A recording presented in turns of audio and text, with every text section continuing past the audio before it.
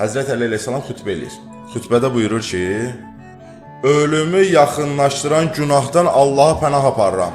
Allah bizi ondan qorusun. Bir nəfər Həzrət Əli əleyhissalama soruşur. Ya Əli, məhər ölümü yaxınlaşdıran, ölümü tezləşdirən günah da var? Həzrət Əli əleyhissalam buyurur, bəli. O budur ki, qohum əqraba ilə əlaqələri kəsmək. Bir yerə cəm olan və bir-biri ilə əlaqə yaradan qohumlar Allah o ailədə olan hər bir şəxsin ruzisini artırır.